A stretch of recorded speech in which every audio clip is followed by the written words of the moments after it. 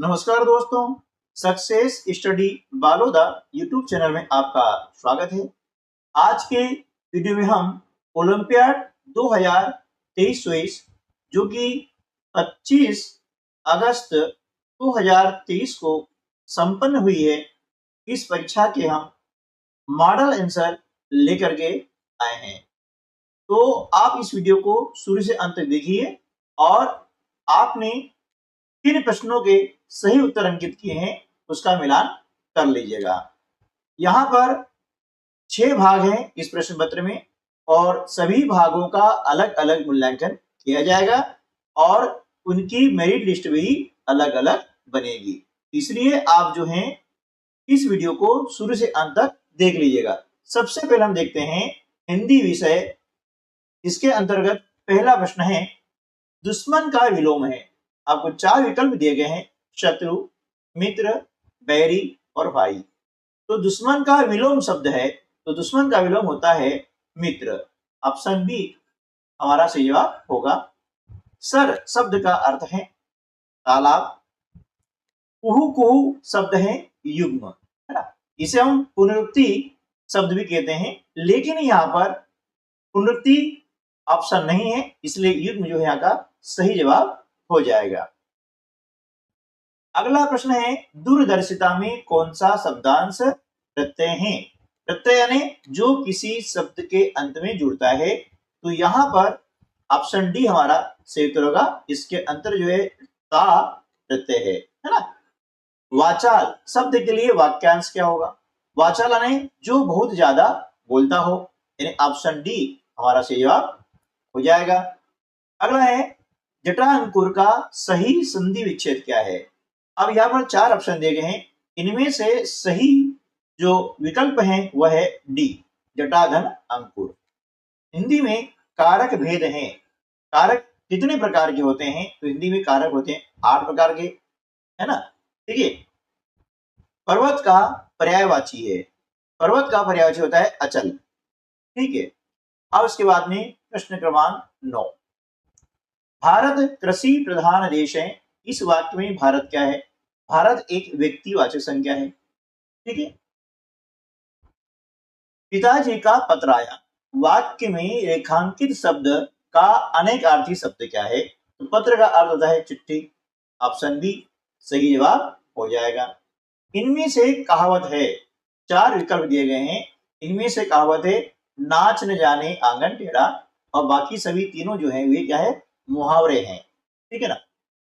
जिसमें प्रत्येक चरण में 16-16 मात्राएं होती है उसे कहते हैं, क्या कहते हैं, चौपाई। चौपाई में 4 चरण होते हैं और प्रत्येक चरण में 16-16 मात्राएं होती है। प्रश्न क्रमांक 13, मुकेश भोपाल पहुंच गया होगा। ये वाक्य किस प्रकार का है। विधिवाचक, आज्ञावाचक, इच्छावाचक या संदेहवाचक। तो ये जो वाक्य है संदेहवाचक है। पहुंच गया होगा यानी इसमें हमें संदेह है, पक्का निश्चय नहीं हुआ है। अगला, देखी सुदामा की दीन दशा, करुणा करके करुणा निधि रोए। इस पंक्ति में कौन सा रस है। तो भैया इस पंक्ति में है करुण रस। प्रश्न क्रमांक 15, माला में सुंदर फूल पिरोए गए हैं, में विशेष क्या है। तो देखिए सुंदर तो क्या है, विशेषण है ना। तो विशेषण जिसकी विशेषता बतलाता है ना, ऐसा शब्द विशेषण शब्द जिसकी विशेषता बतलाता है वह कहलाता है विशेष्य। तो यहाँ पर फूल क्या हो जाएगा, विशेष्य, क्योंकि सुंदर क्या है, फूल है, यानी फूल की विशेषता बतलाई जा रही है, इसलिए फूल होगा विशेष्य और सुंदर क्या होता है, विशेषण। ठीक है। अगला प्रश्न है, कमला घर जाती है। ये उदाहरण किस प्रकार के वाक्य का है। तो कमला घर जाती है ये साधारण वाक्य का उदाहरण है। नीचे आपको दिया गया है एक पद्यांश दिया हुआ है और उस पद्यांश को पढ़ करके नीचे जो प्रश्न दिए गए हैं उनके उत्तर लिखना है।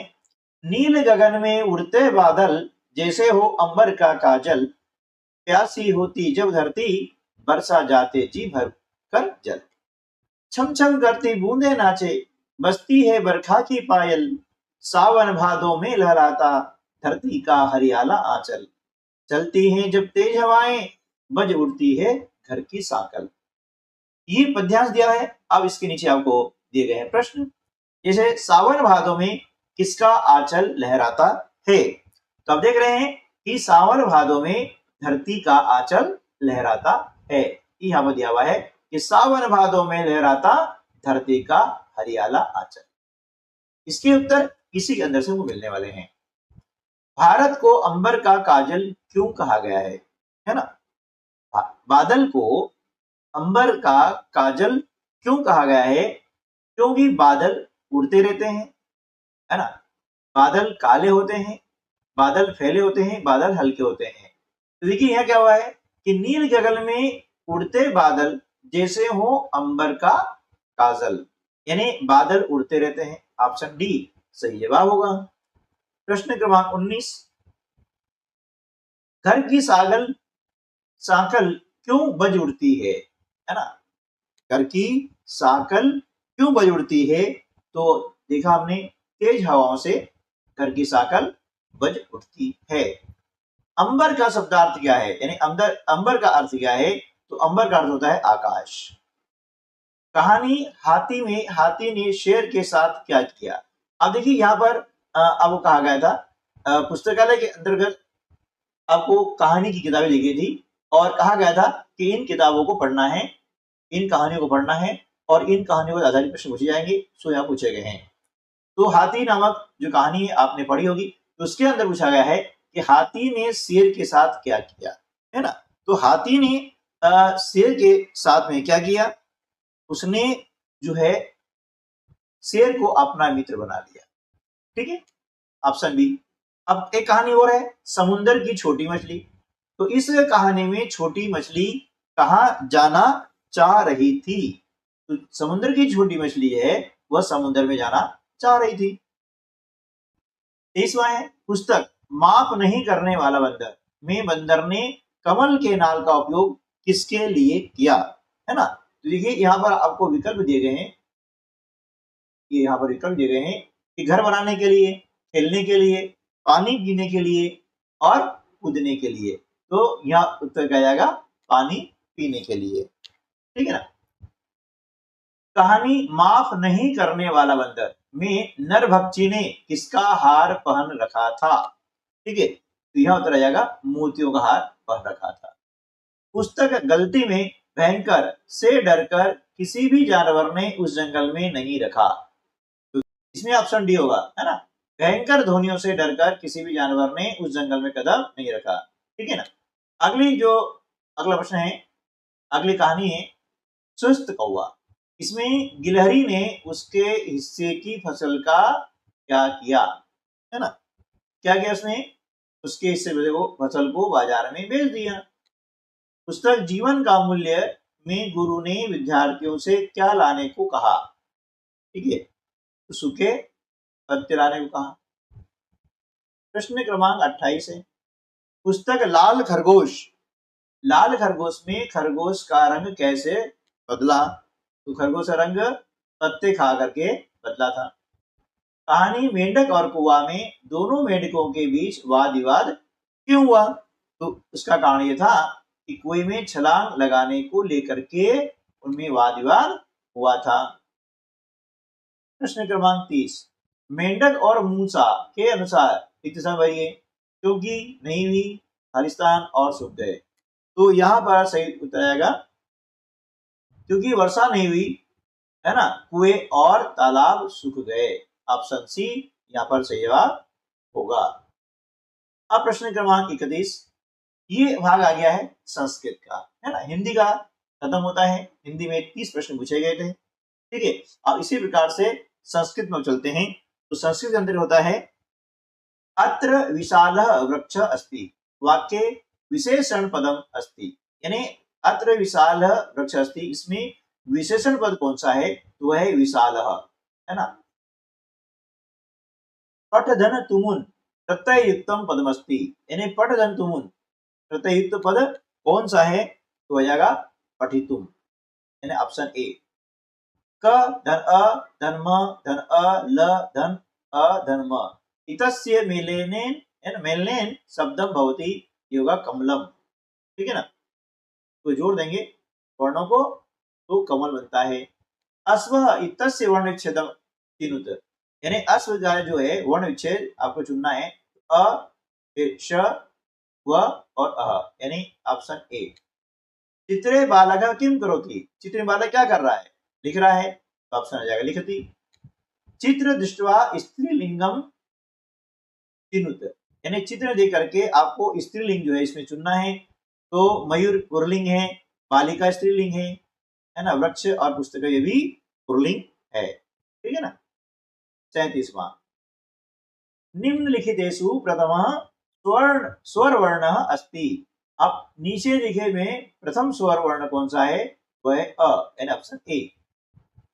कृष्णः मृगः अस्ति, अस्मिन् वाक्ये विशेष्य पदम अस्ति, यानी कृष्णः मृगः अस्ति में इस वाक्य में विशेष्य पद कौन सा है ना। तो यहाँ पर जो सही उत्तर है वह क्या हो जाएगा, मृगः ये विशेष्य है, और कृष्ण यानी काला जो होता है ये क्या है, विशेषण है, ठीक है ना। विनियादयाति पात्रता, ऑप्शन डी यहाँ पर सही जवाब होगा। प्रकाशः इति शब्दे उपसर्ग अस्ति, है ना, प्रकाशः इति शब्दे उपसर्ग अस्ति, यानी प्रकाश में उपसर्ग क्या है, तो उपसर्ग क्या होता है, शब्द के पहले जुड़ता है, यानी प्र इसमें क्या हो जाएगा, आपका उपसर्ग हो जाएगा। विलोम शब्दानाम उचित मेलनम चिनुत, यानी विलोम शब्द को मिलान करना है, जैसे अमृतम अनुज इसके बाद में यहाँ दिया हुआ है, तो विलोम शब्द कौन से होते हैं वो देखेंगे। अंधकार इसका होता है प्रकाश, अक्षम सक्षम, और पीछे गया है अमृतम तो विषम हो जाएगा, है ना। तो यहाँ पर हम देखते हैं कि सही जवाब बन जाता है आपका सी ऑप्शन, अमृत का विष हो गया, ठीक है ना, अंधकार का क्या हो गया, प्रकाश, और अक्षम का सक्षम, और अग्रज का ये नीचे आपको दिया हुआ है, अग्रज का, है ना, देखिए अग्रज का अनुज, अनुज छोटा होता है और अग्रज यानी बड़ा होता है, ठीक है ना। अब प्रश्न क्रमांक 42, भानु पदस्य पर्याय पदम अस्ति, यानी भानु शब्द का पर्याय शब्द कौन सा है, पर्याय कौन सा है, तो होगा सूर्य। प्रश्न क्रमांक 43, गुरुतमः इति पदे प्रत्यय अस्ति, यानी जो गुरुतमः पद है इसका प्रत्यय कौन सा होगा, विकल्प, इसमें प्रत्यय हो जाएगा तमप। स्वर वर्ण मेलनेन भवति, यानी स्वर वर्ण मिलने से स्वर संधि होती है। चित्रे पुस्तकानि सन्ति, चित्रम दृष्ट्वा उचित संख्यां चिनुत, आप चित्र में कितनी पुस्तकें हैं इनको देखना है, तो देख रहे हैं इसमें 3 पुस्तकें हैं, तो त्रीणी यहाँ पर सही जवाब होता है। सा पुस्तकम पढ़ती, वह पुस्तक पढ़ती है। इत्यस्मिन् वाक्ये सर्वनाम पदम चिनुत, यानी इस वाक्य में आपको सर्वनाम पद का चयन करना है, तो सा ये सर्वनाम होता है, ऑप्शन सी सही जवाब हो जाएगा। लट लकारस्य उदाहरणम अस्ति, यानी निम्न में से जो है लट लकार का उदाहरण कौन सा है, लट लकार यानी वर्तमान काल, बालक पढ़ती, सी ऑप्शन हमारा सही जवाब हो जाएगा। अब नीचे आपको दिया गया गद्यांश, है ना, तो अधोलिखित गद्यांशम पठित्वा प्रश्नानाम उत्तराणि लिखत, यानी नीचे लिखे गद्यांश को पढ़ करके प्रश्नों के उत्तर लिखिए। जननी जन्मभूमिश्च स्वर्गापि गरीयसी, जन्मभूमि स्वर्गात् उत्कृष्टतरा अस्ति, सा लोकानां शरणदायिनी विविध खाद्य पदार्थं प्रदायिनी च अस्ति।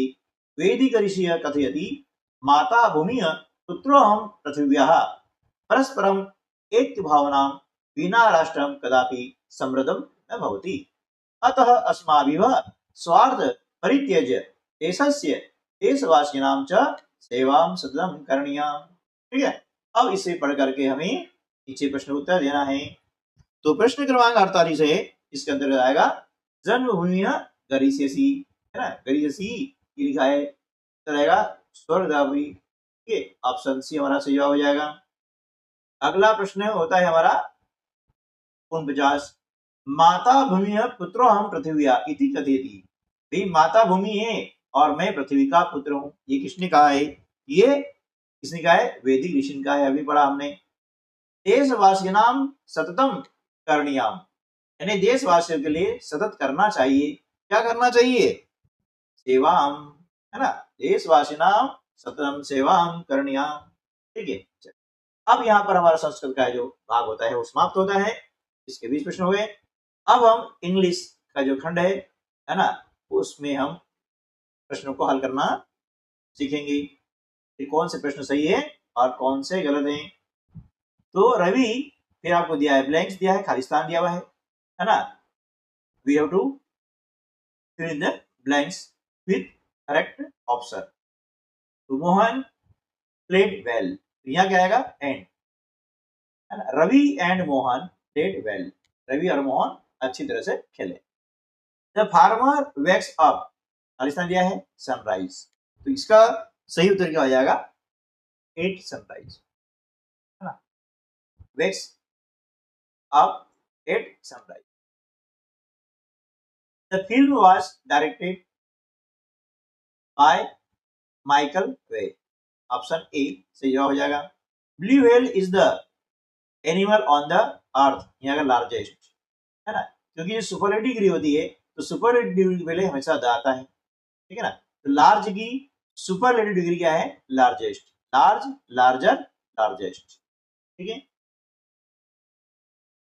Question number 55, the superlative degree of pretty is prettiest, pretty, prettier, prettiest, तो prettiest is the superlative degree of pretty. Choose the missing letter, अब यहाँ पर आपको देखना है कि कौन सा लेटर मिस है और इससे सही हमारी जो स्पेलिंग है किस वर्ड की बन रही है। ये है स्ट्रेट, है ना, STRAIGHT, यानी ऑप्शन ए हमारा सही जवाब होगा। ये है इनकरेज, इनकरेज यानी ENCOURAGE, तो ये होगा ऑप्शन ए। नेक्स्ट है choose the correct synonym, synonym मतलब होता है पर्यायवाची शब्द, जैसे हिंदी में होते हैं। तो एंटिक, एंटिक का मतलब होता है पुराना और मूल्यवान, ऑप्शन ए सही जवाब हो जाएगा। डिलीशियस यानी स्वादिष्ट, तो इसका सही जवाब होगा tasteful. Choose the correct antonyms, antonyms मतलब होता है विलोम शब्द, अपोजिट शब्द, है ना, अपोजिट वर्ड पढ़ते हैं ना अपन, जैसे डे का नाइट ऐसा। तो ऑप्शन का हो जाएगा प्रेजेंट। स्ट्रेंजर का हो जाएगा नॉन, स्ट्रेंजर मतलब अजनबी, जिसको हम जानते नहीं है, नॉन यानी जिसको हम जानते हैं, तो इसका ऑपोजिट क्या होगा, नॉन होगा, ठीक है ना। After then choose the correct spelling, अब आपको 4 स्पेलिंग दी गई है, इसमें से सही स्पेलिंग आपको चूज करनी है। तो पैसेंजर यहाँ पर है तो ऑप्शन सी इज करेक्ट, इसी वजह से लग्जरियस, तो ऑप्शन बी इज करेक्ट, है ना। नेक्स्ट है choose the odd one out, odd one out मतलब क्या होता है कि यहाँ 4 विकल्प आपको दिए गए हैं, 4 में से 3 विकल्पों में किसी न किसी प्रकार की कोई समानता है, बट एक शब्द ऐसा है जो उनसे हट करके है, अलग है ना, उसे भिन्न पद भी कहते हैं, असमान पद भी कहते हैं, विषम पद भी कहते हैं, और इंग्लिश बोलते हैं ऑड वन, राइट। यहाँ पर यह है चेस, कैरम, लूडो और बेसबॉल। तो देखिए चेस, कैरम और लूडो ये क्या है, इंटीरियर गेम्स हैं, घर के अंदर खेले जाने गेम्स हैं। बेसबॉल ये आउटडोर गेम है, तो ऑप्शन डी हमारा करेक्ट आंसर हो जाएगा। क्वेश्चन नंबर 65, यहाँ पर आपको ऑप्शन दिए गए हैं पायलट, सेलर, है ना, उसके बाद में आपको दिया है लायर और ड्राइवर। तो देखिए पायलट क्या करता है, एरोप्लेन उड़ाता है, सेलर क्या होता है, वो शिप को चलाता है, और ड्राइवर किसी वाहन को चलाता है, गाड़ी चलाता है, बट लायर इनसे अलग है, इसलिए ये आपका हो जाएगा odd one, right. Choose the correct rhyming words, rhyming words यानी जिसके अंतिम वर्णों की ध्वनि समान होती है, यानी similar sounding words are called rhyming words. तो यहाँ पर word hurt is rhyming with, hurt का क्या हो जाएगा,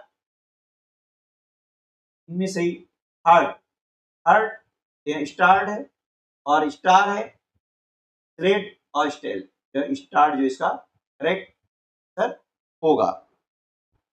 शीप राइम्स विथ, शीप का हो जाएगा deep. Which of the which of these is not a punctuation mark, देखिए फुल स्टॉप, कामा, कॉलन ये सभी क्या है, पंक्चुएशन मार्क्स हैं, but hashtag is not a punctuation mark, so option D is correct answer of this question. Choose the correct article, अब यहाँ पर article सही आपको चूज करना है। हम जानते हैं 3 आर्टिकल होते हैं, ए, एन और द, ठीक है ना। तो यहाँ पर I have read the Ramayana, ठीक है।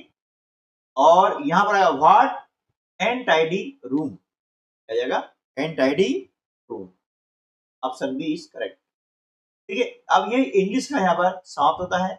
अगला जो पार्ट आता है वो आता है साइंस का यानी विज्ञान का, ठीक है ना। तो इसका विज्ञान का पहला प्रश्न है, इनमें से कौन सा खाना पकाने का ईंधन सबसे अधिक पर्यावरण के अनुकूल है? तो देखिए लकड़ी, उपले, बिजली, है ना, और सूरज की रोशनी। इसमें जो है सबसे ज्यादा अनुकूल क्या है, वह सूरज की रोशनी है। अगला प्रश्न है, हमारे शरीर को स्वस्थ रखने के लिए लाभदायक आहार है ना, भोजन कौन सा है? देखिए डिब्बाबंद भोजन, biscuit, cake, chips, pizza, burger, अंकुरित आहार। तो हमारे स्वास्थ्य के लिए सबसे ज्यादा लाभकारी आहार है वो है अंकुरित आहार, ताकि पिज्जा, बर्गर वगैरह ये जो है स्वास्थ्य के लिए लाभदायक नहीं है। मधुमक्खियों के छत्ते में रानी मधुमक्खी की विशेषता होती है, क्या होती है? पूरे दिन सोती है, फूलों का रस ढूंढती है, केवल अंडे देती है, रस मिलने पर नाचना। तो वह केवल रानी जो होती है केवल अंडे देती है, रानी मधुमक्खी, ठीक है ना, वह केवल अंडे देती है। जब रेलगाड़ी तेज गति से चलती है तो बाहर की वस्तुएं किस प्रकार से दिखाई देती है? तो वह विपरीत दिशा में दौड़ती हुई दिखाई देती है, ऑप्शन सी हमारा सही जवाब होगा। प्रश्न क्रमांक 75, यदि कोई कंपनी हमें एक नया वाहन जैसे मिनी बस का डिजाइन करने का मौका दे तो पर्यावरण की सुरक्षा हेतु किस ईंधन का उपयोग करने वाले वाहन का डिजाइन करोगे? तो भैया हम तो सीएनजी का उपयोग करने वाले वाहन का डिजाइन करेंगे, क्योंकि पेट्रोल, डीजल और मिट्टी के तेल ये तीनों तो क्या है खत्म हो जाएंगे, लेकिन सीएनजी इनकी तुलना में अधिक समय चलेगी। रात में जागने वाले अधिक दिन चलेगी, उसके बाद क्या है पर्यावरण इससे सुरक्षित रहेगा ना, पर्यावरण जो है प्रदूषण नहीं होगा से सीएनजी से, ठीक है। रात में जागने वाले जानवरों जैसे उल्लू, चमगादड़ आदि को सभी वस्तुओं का रंग दिखाई देता है, तो सारी वस्तुओं का रंग उन्हें कैसा दिखाई देता है? उन्हें सफेद और काला दिखाई देता है, ठीक है व्हाइट। प्रश्न क्रमांक 77, नेत्रहीन लोग ब्रेल लिपि में पुस्तकें पढ़ते हैं, कैसे पढ़ते हैं? छू करके और महसूस करके। देखिए इसमें क्या होता है कि जो अक्षर होते हैं ना उनके ब्रेल लिपि के वो थोड़े उभरे रहते हैं, तो हाथ घुमाएंगे तो उसकी एक आकृति विशेष होती है जिससे पता लगता है कि इसमें कौन सा इनका लेटर लिखा हुआ है, कौन सा अक्षर लिखा हुआ है, ठीक है ना। प्रश्न क्रमांक 78 है कि यदि सारे जंगल नष्ट हो जाएं तो आपके विचार से पर्यावरण पर इसका क्या प्रभाव पड़ेगा? देखिए सारे जंगल नष्ट हो जाते हैं तो पर्यावरण का संतुलन बिगड़ जाएगा। सूर्य के प्रकाश की उपस्थिति में हमारा शरीर बनाता है, क्या बनाता है? Vitamin D. हम जानते हैं कि सूर्य के प्रकाश में विटामिन डी होता है।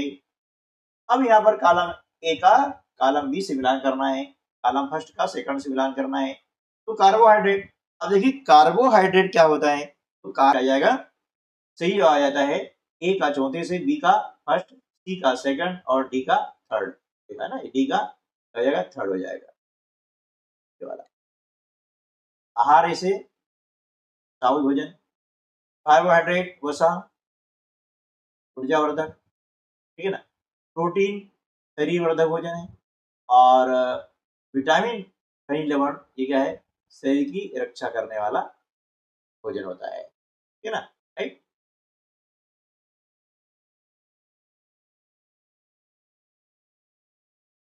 अगला प्रश्न है, जलीय पौधों में अनुकूलता पाई जाती है, जलीय पौधों में अनुकूलता पाई जाती है, क्या पाई जाती है? देखिए यहाँ पर कि पौधे का तना लंबा, खोखला एवं हल्का होता है, पत्तियों पर मोम की पतली परत जमी होती है ना, और पौधों की जड़ें छोटी होती है, पत्तियां कांटों का रूप ले लेती है। तो देखिए ये इसमें क्या होता है कि जलीय पौधों में अनुकूलता पाई जाती है, सबसे बड़ी अनुकूलता पाई जाती है कि पत्तियों पर मोम की पतली परत होती है, जिसके कारण इसमें जो है पानी मतलब जो है इस पे ठहर नहीं पाता है, ठीक है। ये क्यों होता है?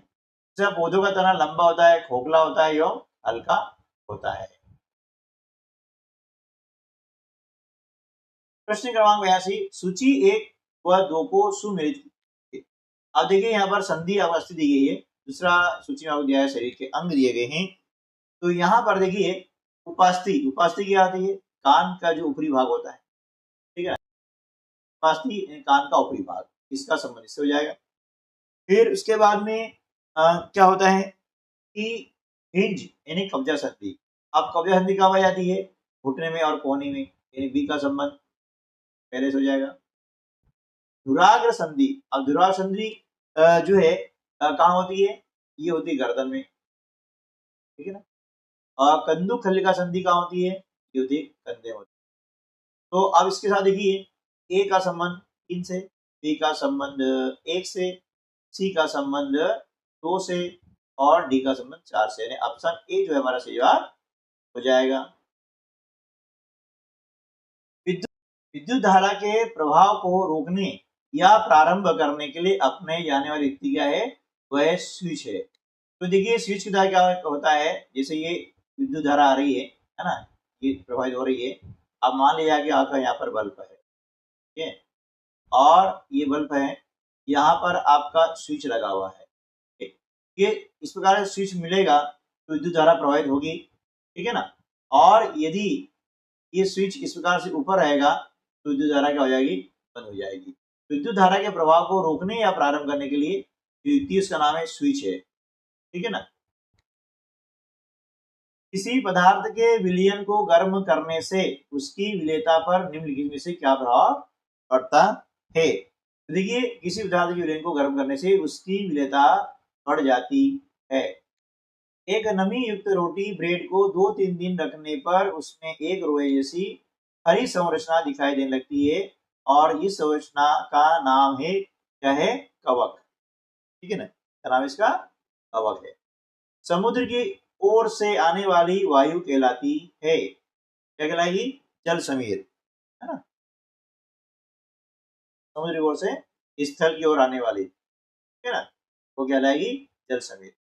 क्षुद्रांत की आंतरिक भित्ति पर पाए जाने वाली संरचना दीर्घ रोम का प्रमुख कार्य क्या है? तो इसका जो सही जवाब हो जाएगा होगा पचे हुए भोजन के अवशेष हेतु जल क्षेत्र बढ़ाना।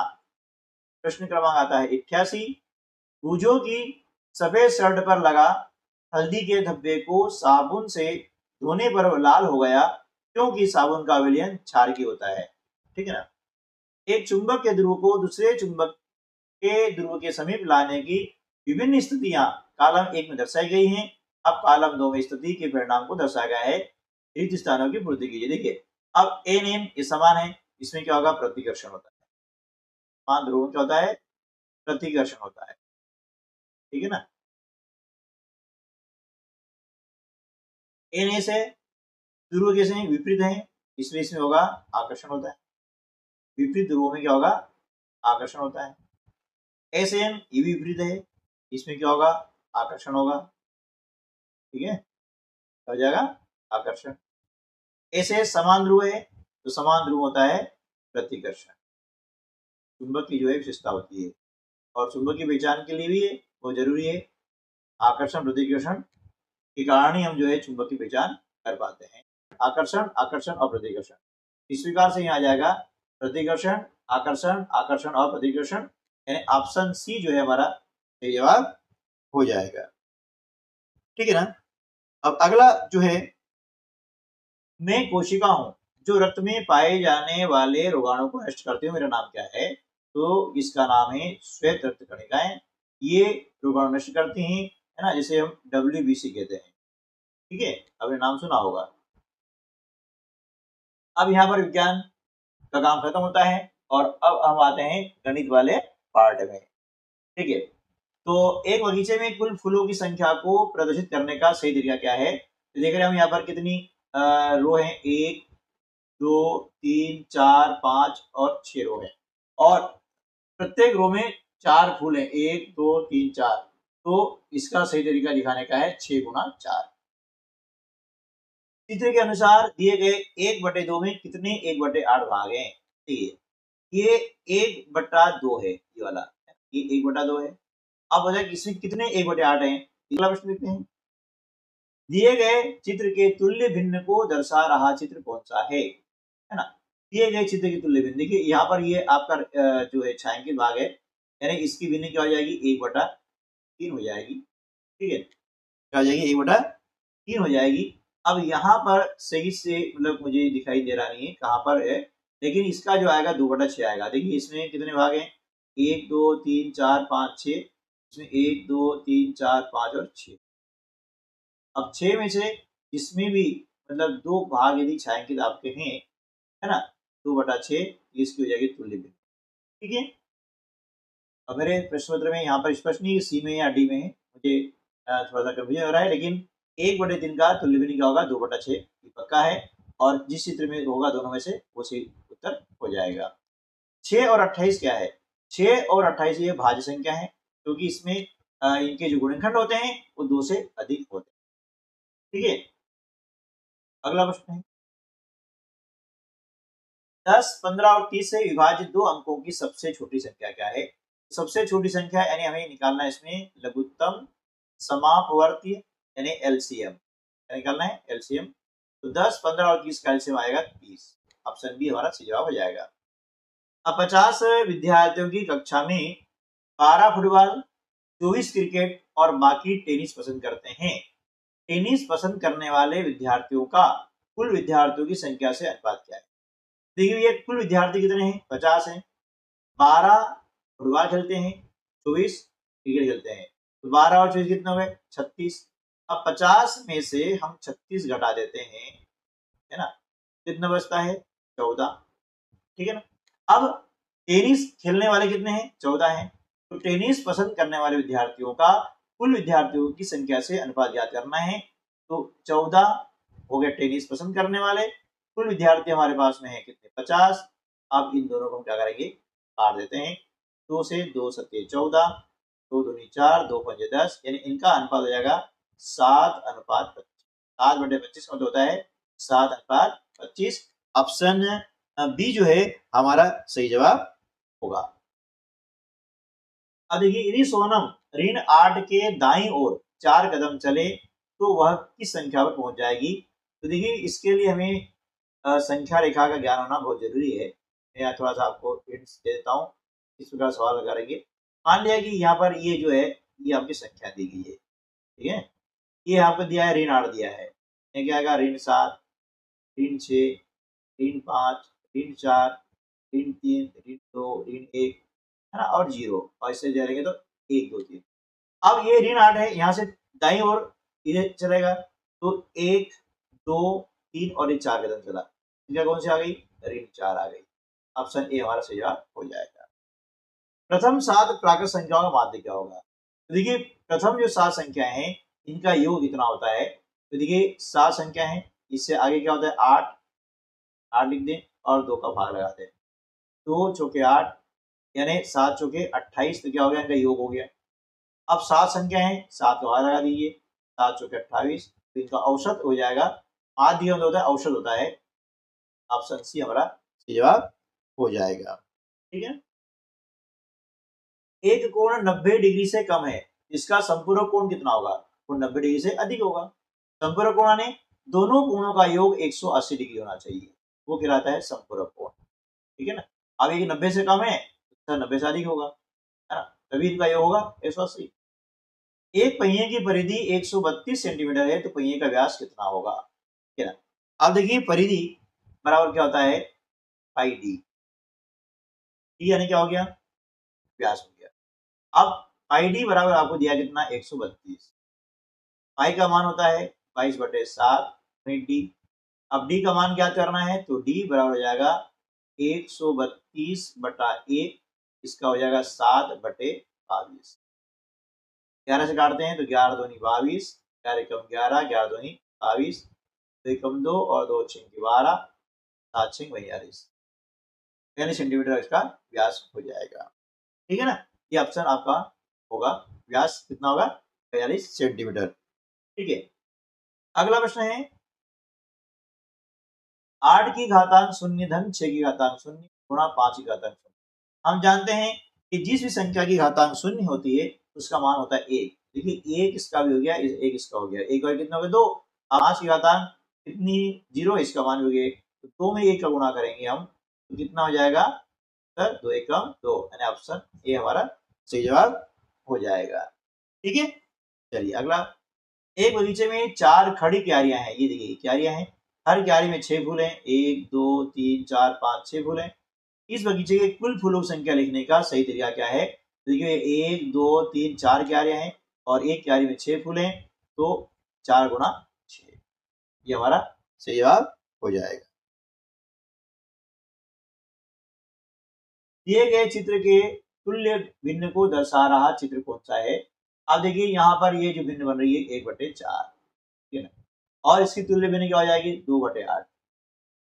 ठीक है, इसमें 2 4 6 और 8 है, इसमें 2 भाग छायांकित है, ऑप्शन डी हमारा सही जवाब हो जाएगा। अगला प्रश्न है, घड़ी की घंटे वाली सुई कहाँ रुकेगी यदि वह प्रारंभ करे 5 से और 2 ऋजु कोण घूम जाए? ऋजु कोण का मतलब कितना होता है? 180 डिग्री कोण होता है, वह ऋजु कोण होता है। तो अब 2 ऋजु कोण घूमेगी, यानी कुल घूमे कितना? 360 डिग्री। तो 360 डिग्री में तो जहां पर थी वहीं पर आ जाएगी, यानी आंसर हमारा 5 आ जाएगा। 5 से प्रारंभ करेंगे ना, तो 2 ऋजु कोण घूमने के बाद में वापस वो सुई वहीं पर आना है, यानी ऑप्शन सी हमारा सही जवाब होगा। चित्र में तुल्य भिन्न है, देखिए ये 1/2, ठीक है, ये 2/4 और ये 4/1, ये दोनों तुल्य भिन्न है, पहली और दूसरी, है ना, क्योंकि 2/4 का मतलब होता है 1/2, तो पहली और दूसरी, यानी ऑप्शन ए हमारा सही जवाब हो जाएगा। रवि और रीना के बीच 90 रुपए को 2:3 में बांटने पर रवि से कितना है? रवि का अनुपात कितना है? तो 90 को बांटना है, तो क्या करेंगे? ये 90 गुणा 2 बटे कुल भाग कितने में? 2 और 3 5, 5 से काटते हैं, 18 5 90 गुणा किया 18 2 36, इन ऑप्शन बी हमारा सही जवाब हो जाएगा। अगला प्रश्न है, 2x ऋण 7 और ऋण 1/2 का योग कितना होगा? देखिए 2x ऋण 7, है ना, और ऋण x/2 का योग, तो इसमें एक से घटाएंगे एक से बचेगा, बड़ी संख्या ऋण वाला ऋण लगा दो, 7 में से 2 घटाए 5, सही उत्तर हो जाएगा x ऋण 5, ऑप्शन सी। एक समबाहु त्रिभुज में सममित रेखाएं होती है, समबाहु त्रिभुज में सममित रेखा कितनी होती है? वो होती है 3, है ना, समबाहु त्रिभुज यानी जिसकी तीनों भुजाएं बराबर हो, इस प्रकार से, ठीक है। सममित यानी ये वाली, एक ये और ये तीन सममित हो गई, ठीक है ना। एक घन में किसी वर्गाकार पिरामिड से कितनी फलक अधिक होती है? एक घन में किसी वर्गाकार पिरामिड से फलक कितनी अधिक होती है? तो यहाँ पर आ जाएगा एक, क्योंकि जो घन होता है इसमें 6 फलक होते हैं और वर्गाकार पिरामिड होता है इसमें फलक 7 होते हैं, एक अधिक हो जाएगा। अगला प्रश्न है, ऋण 3/5 गुणा 6/15 ऋण ऋण 4/5 गुणित 8/15 का मान क्या होगा? तो देखिए यहाँ पर गुणा करते हैं तो आता है ऋण 18/15 ठीक है ना, और इनका गुणा करेंगे कितना आ जाएगा? ये आता है 32, है ना, और ये जाएगा ऋण 32, फिर देखते हैं बटे 75।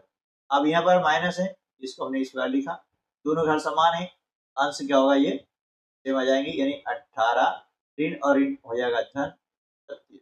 32 में से 18 हम घटाते हैं, कितना आता है? 14, है ना, आएगा 14 आएगा।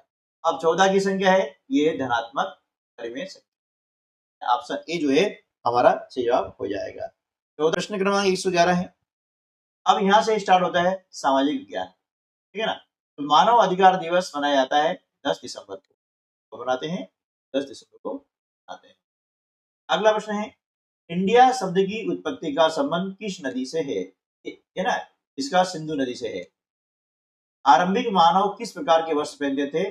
जानवर की खाल पहनते थे। चौथा शब्द का प्रयोग होता था मराठों द्वारा पड़ोसी राज्यों से लिए जाने वाले भूमि कर के लिए, इस चौथ का उपयोग किया जाता था। 12वीं शताब्दी में कल्हण द्वारा रचित जो प्रसिद्ध ग्रंथ है उसका नाम है राजतरंगिणी। ब्रह्म समाज स्थापना किसने की थी? ये की थी राजा राम मोहन राय ने।